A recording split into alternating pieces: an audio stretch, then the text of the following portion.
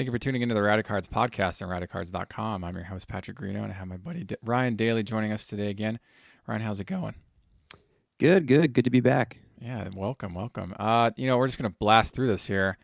First things first here, you might remember a sort of garish set that came out in the early 90s, 1990-91 Hoops.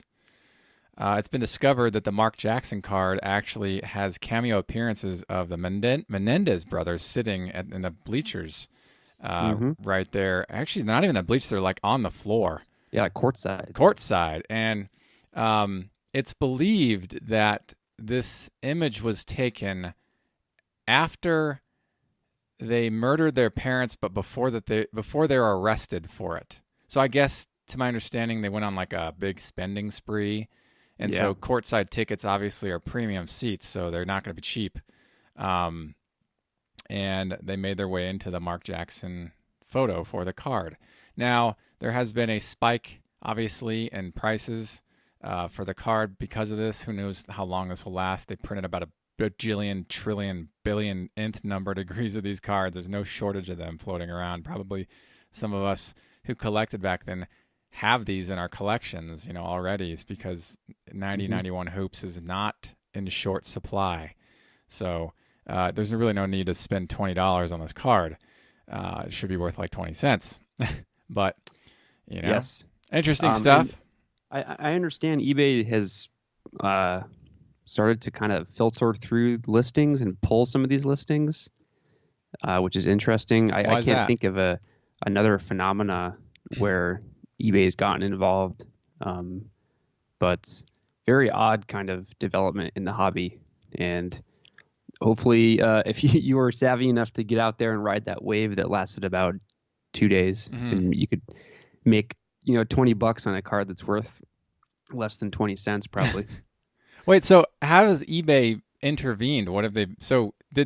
Why are they removing? Are they removing listings? And if so, what's the reason for it?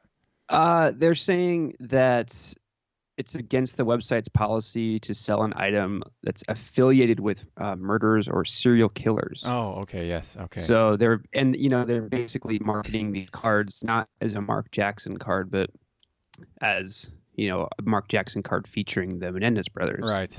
Famous killers, right? So, like on one hand, I get eBay's policy. And yeah, I hope that you're just one of those sellers that got on there before eBay did.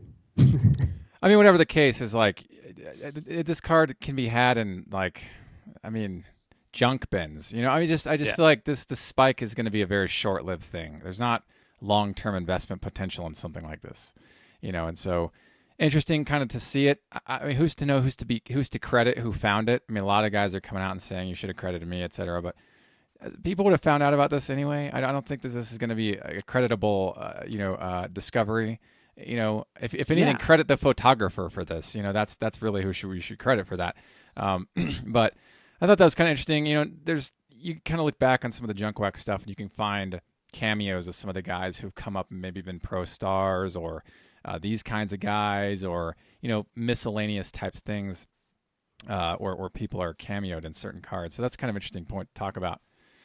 Moving on here, Harold Baines and Lee Smith make the Hall of Fame under the Veterans Committee induction. So, I look, Lee Smith. I think that I was looking at his stats, and he was really a great saver. He was a good closer, and so I was having a conversation with a gentleman online about this, and he had indicated that Lee Smith sort of popularized that role in the 80s. And so I didn't really pay attention. I wasn't watching baseball like that in the 80s at all.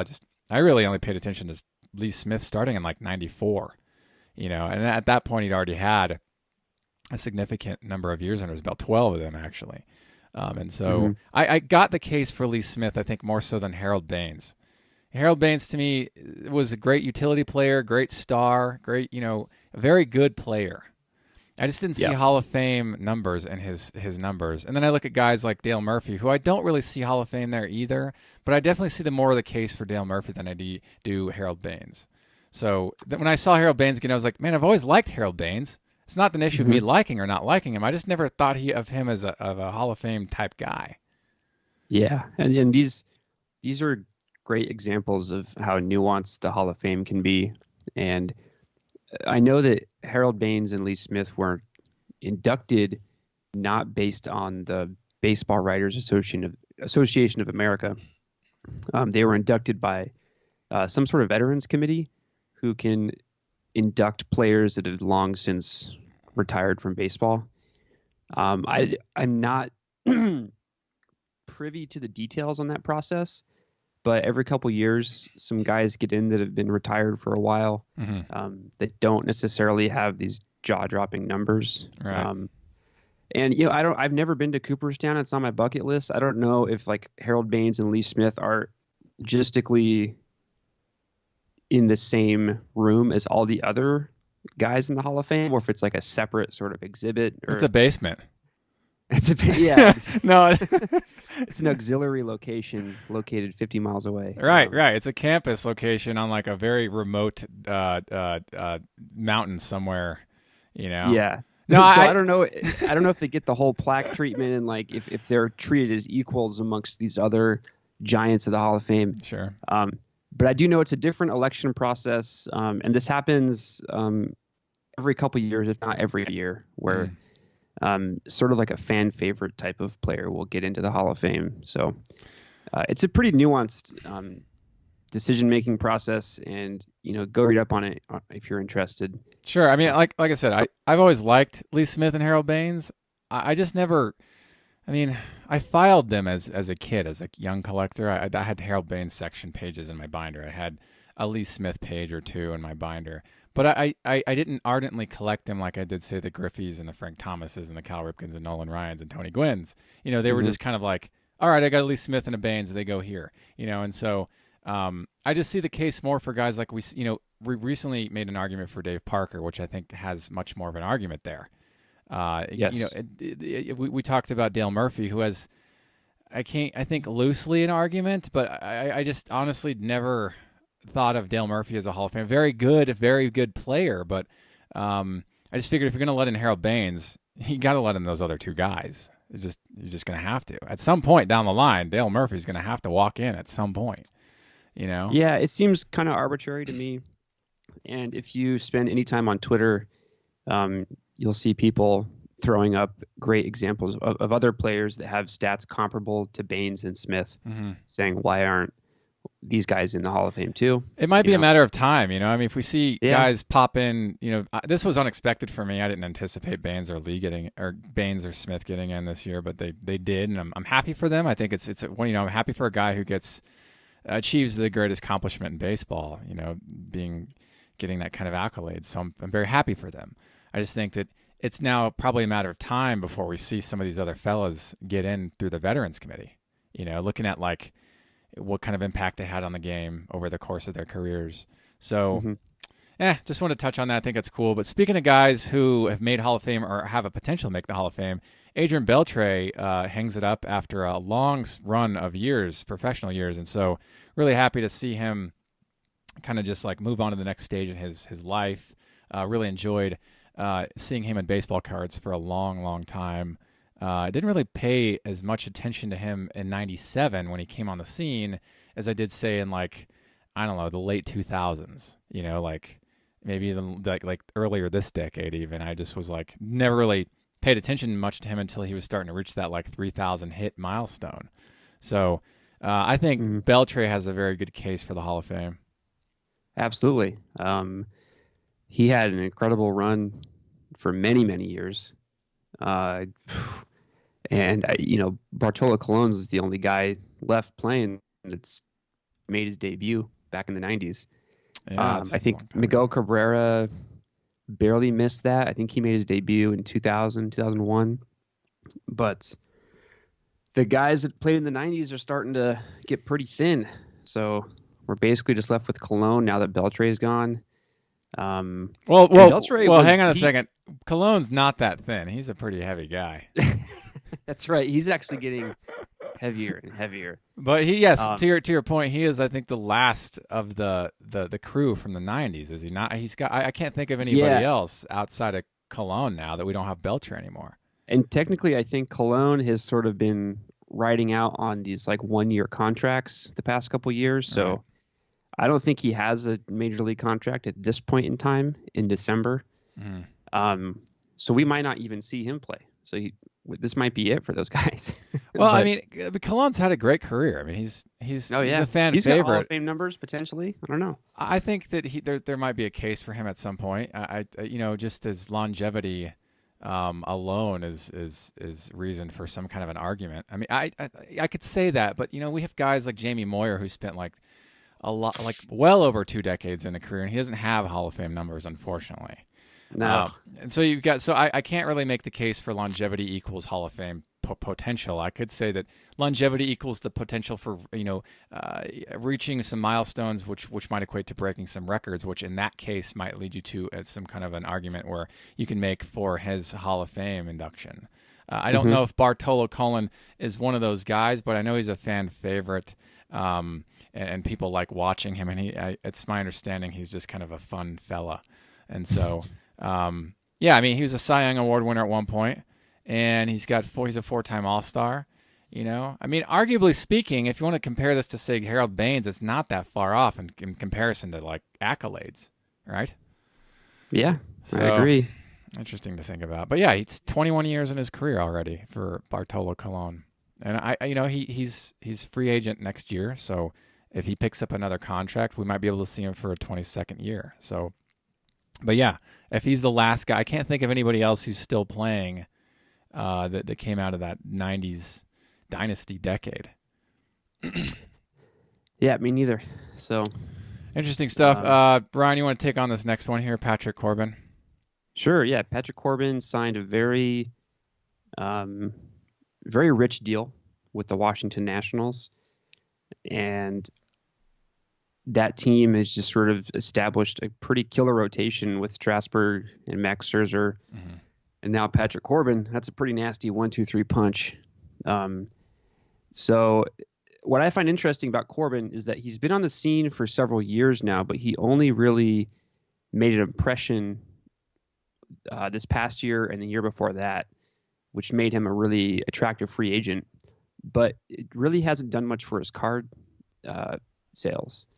So as best I can tell, the 2010 Bowman Platinum is one of his better rookie cards to have. And you can get those, an autograph copy, for well under $50 pretty easily. So it's just rare to see such a huge, big ticket free agent signing to a popular team and not have a pretty hot card market associated with that.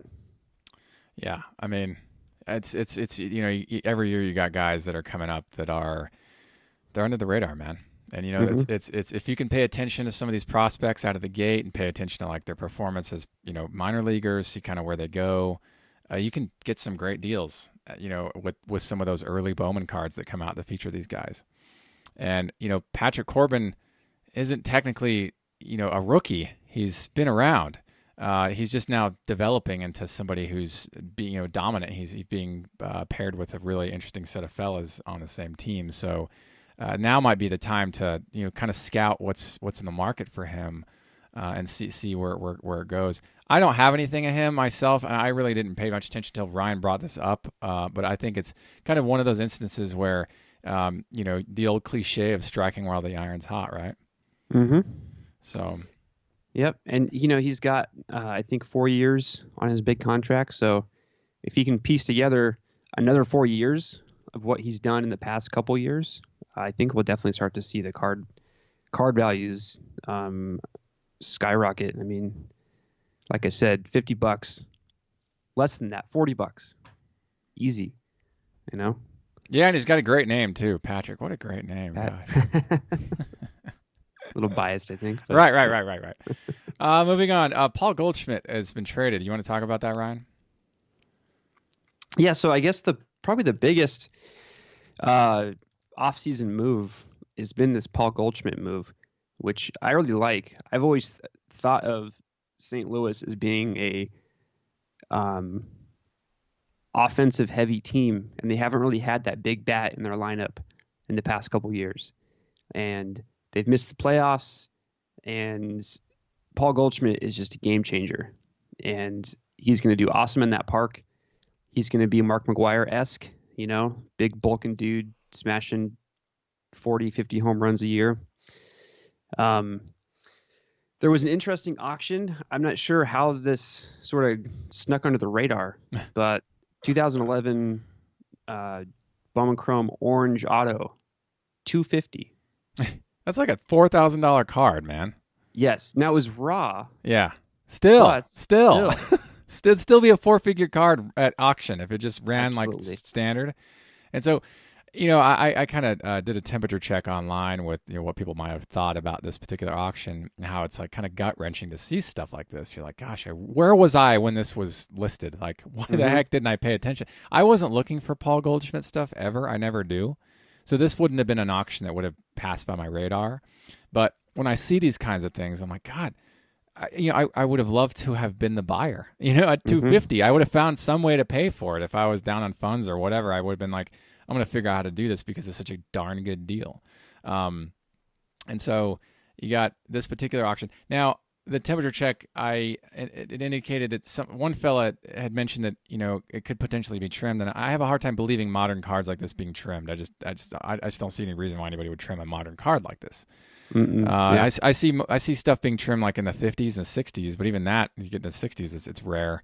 So, I didn't really subscribe to that myself, but I just see a seller that just wanted to move something quickly at a bargain and didn't want to pay any attention to the market where something is worth, and they just wanted to get rid of it. So, and they did, they did in a big way. And the buyer, man, what a great deal, $250 for this card. So I think $250 is great for just the base refractor that's not autographed, the base orange non-autographed card. So, kind of want to talk about this. You can't get it all, right? There's great deals to be had, like all day long, every day of the week, 24/7. You could find great deals on any number of types of things in the market.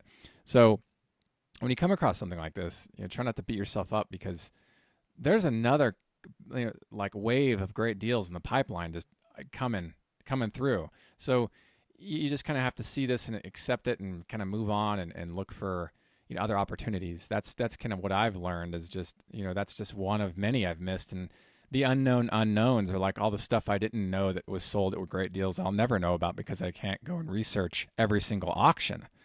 Yeah. But as a market researcher myself in the hobby, like I try to pay attention to kind of get, what's getting a pulse on what's hot and what's not hot, and sort of like, getting an idea of what people are buying, even if I'm not in that market.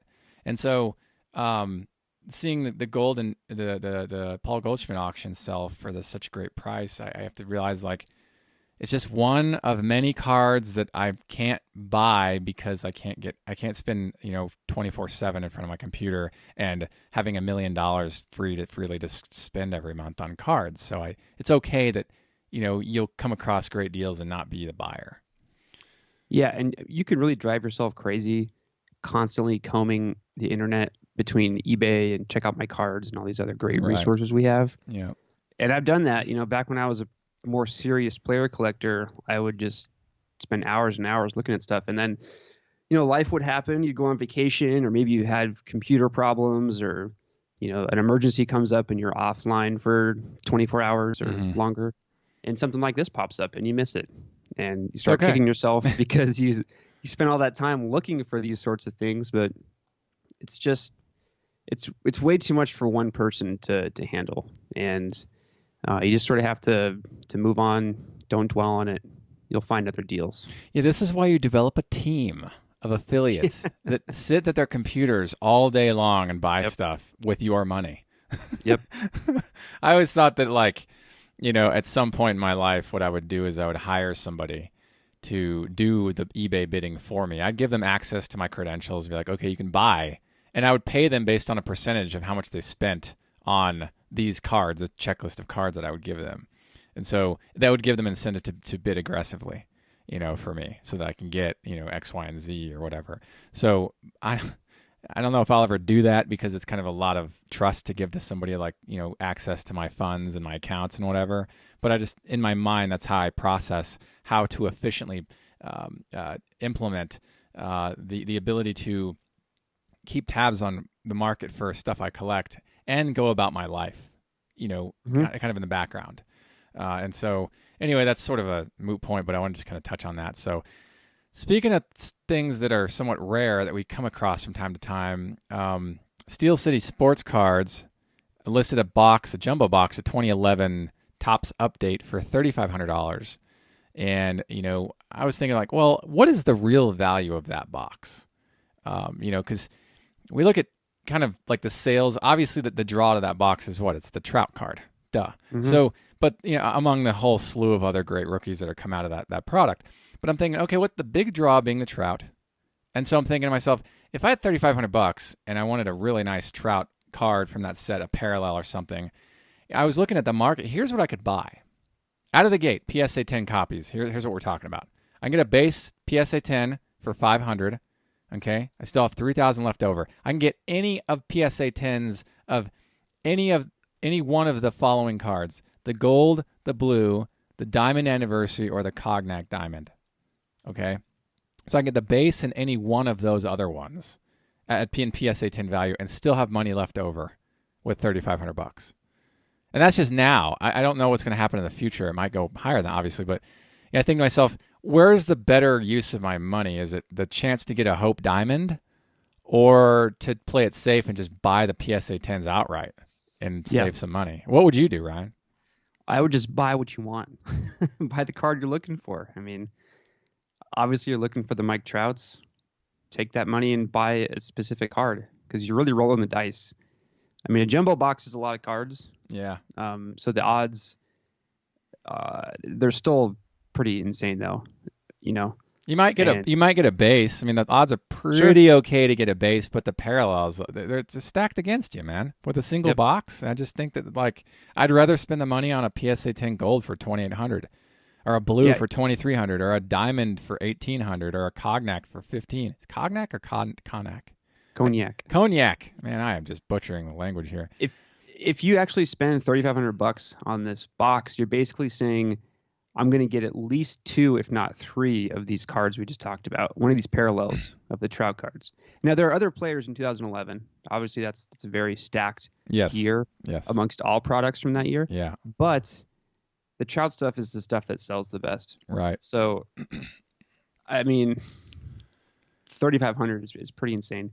And this is a pretty common theme amongst our collecting trends is we tend to shy away from the wax, and we wait for the nice cards to come out of it, and we target those cards specifically, because you have to pay a premium for the wax, then you have to basically roll the dice that you're going to get the card you want. Right. So, I would avoid this purchase. I haven't checked it in a while. It might have come down in price, but... So to correct myself, it's Steel City Collectibles, not Steel City Sports Cards. You can follow them on Twitter if you want. But they're a great company. I mean, I'm an advocate of their company myself. I follow them on Twitter. But I honestly don't think that box at this time is worth $3,500. It might be at some later time. I just think that's a very ambitious price tag to put on that particular box. Yes, it's super cool they made it available. Yes. One could make an argument for just sitting on this thing. Yeah. It does have the potential to be a really huge open for somebody. So it's awesome that it's even on the market and we can see it. Yes. But I think it's a little too rich for my blood. So here's the thing with a box like this. It should never be opened. It should just change hands and be sold for more and more and more. Every time it changes hands, it's to make a profit more and more, like the T206 Honus Wagner. Every time it's changed hands, it's made more money. That's what they should do with this. It should never be opened. It should just continually be sold and sold and sold. The mystique.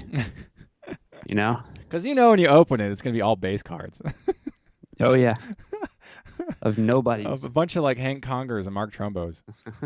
I remember my local card shop when I was a kid had 1989 Upper Deck unopened packs, and I think they had one unopened box, sealed box. And it was infinitely more expensive than the other stuff they had on the shelf. Oh, yeah. And that always was like this super mysterious thing. Cause it's like, man, am I going to spend $10 on one pack just so I can maybe get the Griffey? Is that how much it was? Is $10? I think it was $10. And this is, mid to late 90s. Sure. And obviously I'd never purchased it. I just bought the card I wanted. Yeah. But there was always like this kind of mythology surrounding those unopened packs. So I agree. I think no one should open it. If anybody buys this, just sit on it for like another 4 or 5 years, and try and sell it again. Yes, keep it sealed. It's more valuable when it's sealed because of that mystery of what could be, what could happen. Speaking of Mike Trout cards, 2011 Bowman Chrome Blue Refractor raw sold to close with 32 bids at $12.25, which I think it's for some. Okay, here's the thing. While everybody's chasing US 175, I think that some of these other ones and the parallels of which are being sold for what I feel to be bargain prices. I think $12.25 for a card, what I think is numbered to 150, is a great deal for a Trout rookie card. Yeah, just my own opinion. It was to 150. The Topps Update's a great card. It is. It's a great photo. It's got a lot of history. It's iconic in a way. So, but while that's selling, other great Trout rookie cards are available in the market. And they're closing at what I feel to be very good prices. Blue Refractor to 150 Trout rookie Chrome for less than $1,500. I think is a very, very solid investment. But that's just me. I can't give out investment advice. I'm just saying that if I were a buyer, I'd be very happy with that purchase. Yeah, I mean, I've followed the Trout stuff from this like 2010, 2011 era pretty closely. And the 2011 Bowman Chrome is definitely, I mean, I wouldn't consider it a bargain because all the stuff is expensive, but sure, it's on the cheaper side of things. Yeah. I personally don't own one. Right. I don't own an example. Yeah. And I'm shopping for one at the moment. And I'm certainly glad that I know I can have one at a reasonable price. Yeah, I'd like to get my hands on just a base US 175 PSA 10 for $500 at some point, just to get a Trout into the archive, because I don't have anything of his right now, and I would like to have something. And if these prices continue the way they are, it's just going to keep appreciating, and so might not be a bad idea to just knock those out as soon as possible. Speaking of big sales, we talked about this in a previous podcast, but I want to follow up with the relisted auction of it. 2018 Topps Chrome Superfractor Auto of Ronald Acuna. Originally sold for $13,600, and it was immediately relisted and then closed at $13,800. So the seller made another $200, which is it's still within like reason. It's not like that validates that first sale was legitimate. Right. And then the second sale was about around ballpark. So it just says that like, this is what the market's claiming that this card's worth. So, I really like this card. It's great. I wrote about it on Radicards.com. So definitely head over there and have a look at this cool scan. This was sold through Propstein, and they always have really great stuff. But I thought it was cool that it was relisted the same day that it sold. And then it ran its course. It ran its course and then closed it around the same price on the second round. Yeah. So very aggressive. Super aggressive. I mean, there's always the guys that you share the stuff with, and they're like, well, you could buy a mantle for this. And I'm like, dude, to each his own, man. Like, where you think your money's well spent, there's no wrong answer there. One guy doesn't want mantle cards. He wants a Ronald Acuna Superfractor Auto rookie card. Good for him. Which is also a super cool card. Yeah, it's like good for him. And so if a guy wants to spend that $13,000 on a mantle, good for him too. There's no wrong answer here. I once, when I bought the Superfractor of Steven Strasburg back in 2017, gentlemen would come to me and say, you could have bought a mantle in this condition. I was like, yeah, but I could buy that all day long, every day of the week, like into perpetuity, because it's not a one of one. I mean, this is a once in a lifetime opportunity, and I'm going to take advantage of it. And so the Superfractor here at Acuna, this is the only one that exists. Mantle cards are available. You want them in any grade except for 10s, depending, and most of us can't afford the 10s anyway. They're available. You can get them at some point. Like, no rush. It's cool. So really cool. I thought that was fun. This sale of $13,800 for the Acuna Superfractor right after he made the Rookie of the Year award. So. Good stuff. Moving on. 2017 Panini Prism Gold Vinyl. This is an interesting set for those of you who collect high end, I guess. Ryan, when you think of a Superfractor, what are some characteristics that come to mind? Swirly swirls and sparklies, and obviously one of one. Right. You think a superfractor, you think like it's a one of one. That's like what defines a superfractor. Yep. Now Panini can't use the word superfractor. They can't use that as a title because that title's used by Topps. And so they have what's called gold vinyl, which is the same stuff. It's just their version of the superfractors. That's their title for their superfractors. What Panini does too to differentiate themselves is that some of these gold vinyls aren't one of ones. This particular release, 2017 Panini Prism gold vinyls, they actually have print run of 5. So you could actually get 5 different copies of the same quote unquote one of one superfractor. They're to 5 though. They just printed a print run of 5 of them. I bought one recently just because I wanted to have a superfractor that has a print run more than one because I think it's very unique. And I like what Panini's doing with these. I think they did a great job. I think they do a great job with their gold vinyl parallels. I just like them. But it's technically the same, structurally speaking, the same design as the superfractors that Topps produced, like with the circles. Yeah. It's the same. Yeah, I would be super upset if I opened a pack of this product and I was flipping through and I saw that iconic pattern, that design. Yeah. And I would instantly think, oh my God, I got a superfractor. And then I turn it over and it's out of 5. And it's You'd be upset with that, really? I'd be a little let down. I mean, obviously out of 5 is still a big deal. Sure. But just the implication when you put that superfractor design on a card, you expect a one of one. The seller in the title puts superfractor. It's not an actual superfractor. That's just the seller sort of doing some marketing, I guess. But it can be a little confusing. Yeah, well, I mean, it can be confusing to identify cards in the modern era. Is that safe to say? Mm-hmm. Out of the gate, I mean, Bowman products are sometimes a headache. They're like, which is this Bowman Chrome Prospects or Bowman Chrome Draft or is it Draft Picks or what? There's so many different versions. You just kind of like, dude, they all look the same. If you at least tell me on the back which set this comes out of, so I don't have to go research it. You know, and that's kind of how I feel. But see, if I pulled something like this and it was numbered to 5, I'd be completely happy with it. And but I just look, I mean, I like stuff based on the design of the cards. Print run is cool, but sometimes the card just by itself, the design is just great. I just like it. And so I'd be happy if I had pulled one of these out of a pack. I'd keep it, even if it was like a player I don't collect, or I think it would just be nice to have. So I want to touch on that because the point here is that not all superfractors are one of ones. I know that in the football market, Topps produced some superfractors that weren't one of ones. They were like numbered to 10 or 5 over the years. And so I had learned about that probably about 8 years ago, those superfractors existed with print runs above 1. So this particular example for baseball is either the first or one of the first encounters for me of a superfractor type card with a print run above 1. Mm-hmm. So I just want to touch on that.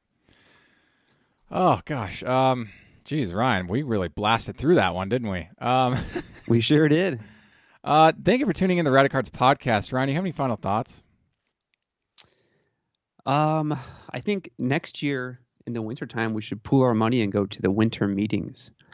They're in Las Vegas this year, and I've been watching some footage of them, and it looks kind of exciting. Oh, are you familiar with the winter meetings at all? Let's talk about GMs. Let's talk about the winter meetings. The GMs all get together in the off season, obviously in the wintertime. Yeah, and they all hash out who they want to trade with and who they want to sign, and it's kind of an interesting thing, and it's open to the public as far as I can tell. I think you have to pay to get in, obviously, but I'm curious to know like what is there for an average fan if you're not there in a professional manner, right? Because it's just negotiating and a lot of private meetings and stuff. So are we just like? I mean, are we just listening in on this stuff? And what I don't think you can listen in on most of the important stuff. So if there's anybody out there that's been to the winter meetings before, I'd be really curious to know like what is in it for a fan. Because I watch on the MLB Network footage of the winter meetings, and there's all these fans walking around. They're all pumped. They look like they're at a game or something. I'm like, what? these are all like board meetings. I mean, it seems like a very corporate event to me, and but I guess it has some appeal. So I guess the question is like, what's the average ticket cost for something like this? Yeah, that's something else I don't know. Yeah. So. And another thing too is that like if yeah, well, I guess the question that I think of, how much of this information is private? Like, am I going to go to essentially an empty room or a room just full of fans? Or like, oh yeah, all the people that are making the deals are doing the deals in like the corporate rooms. We can't go there, but we're here. Yeah, we're here though. We're here. We're at least so in the cool. same building. I just to what degree do the fans get exposed to what's happening during the meetings? That's the real question. I think it's very little, but it's kind of an interesting thing to participate in as a fan. But I'm going to call it right now. Winter 2019, we'll have a live Radicards podcast from the winter meetings. We're going to have all the hot stove trading and free agency announcements. Okay, if you're listening, you know that Ryan is being facetious because A, he can't tell the future, neither can I. B, we don't know what's going to happen next year, honestly. But it's fun to think about an incorporation of something like on the scene. That's kind of brings up another like thought, like, it would be nice to bring the show on the road to like, listen in or be involved in some way in some of the stuff that's happening either in the sport or in the hobby. And so I've been giving that some thought.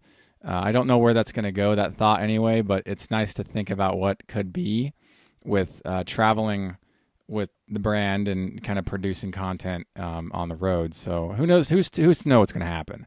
Don't hold anything against us, guys. We don't know what's going to happen. Ryan is a friend I bring on just because I think it's fun to have his dialogue on here as well. And he does this, I think, as a favor because I don't think he likes it. He's like, Patrick, if you've convinced me enough, I might do it, but I got better things to do than blab on and on about sports and hobby with you. But no, yeah. I think he enjoys it. But I don't know what will happen next year with the trade meetings or anything else that's out of the office, so to speak. But it kind of just comes kind of a fun thought to think about, like and to ponder. Mm-hmm. But speaking of things out of the office, I do take the opportunity to cover the National when I'm at the National, whenever I'm going, whenever that happens. So if you see me at the National, feel free to say hello. I hope that you guys continue to follow me and the brand and listen to Ryan and what he's saying. And so thanks again, Ryan, for joining me on this podcast. It's always nice to have you here. Yeah, man, absolutely. That'll be the next live podcast. It'll be from the National. We'll open packs and we'll put the packs right next to the microphones and you can hear the crinkling. Yeah, well, like I said, if we could tell the future, I think both of us would be making a lot more money. Mm-hmm. But that covers this podcast. Thanks for tuning in. Thank you for tuning in to the Radicards podcast on radicards.com. I'm your host, Patrick Greeno. And until next time, enjoy collecting. If you like this content, please subscribe. Thank you. Enjoy collecting.